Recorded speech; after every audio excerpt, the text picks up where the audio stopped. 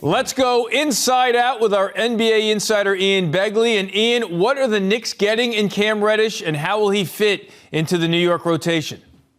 Yeah, they're getting a young wing, Eamon. He is 6'8", 7'1" wingspan, and somebody who has shown you a decent amount on defense already in his NBA career. So I think Tom Thibodeau has to like that.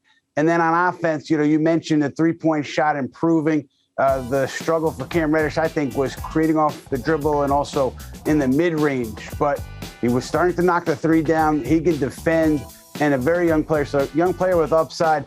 As far as how he fits in, my guess is Evan Fournier's minutes might decrease. I don't think the Knicks are trading for Cam Reddish to not put him in the rotation. So Tom Thibodeau's got a decision to make here. It seems like Fournier or maybe it's Quentin Grimes off the bench out of the rotation. But either way, big logjam, big decisions for Tom Thibodeau to make.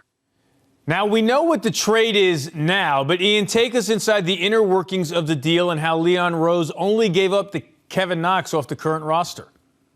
Yeah, so days leading up to this deal, Atlanta and the Knicks have been talking, and Atlanta wanted Quentin Grimes, and they had a kind of a deal in place, not in place, but a framework of Grimes and that pick that the Knicks sent out. But ultimately, Knicks decision makers did not want to give up Grimes in this deal. And then you talk about getting him for Kevin Knox and that pick. I mean, go back to the offseason, the Knicks were talking to teams about Knox trades. They were asking for a first-round pick in return. Obviously, they didn't get that. So the idea that Knox and a first gets you a player who was taken in the lottery with a lot of upside, I think is a pretty good deal for the Knicks. I would expect them to waive Solomon Hill at some point and open up a roster spot too.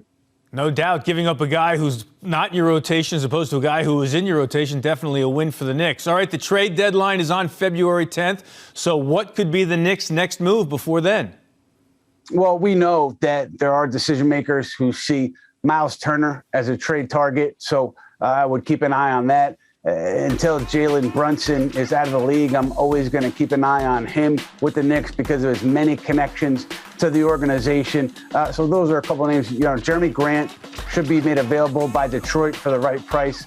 Maybe the Knicks sniff around there, but I don't think they're done. And I say that because of the amount of players they have that could be in the rotation right now. I would think they would want to pare that down via trade. So I would expect them to continue to explore their options here, particularly on Turner in Indiana.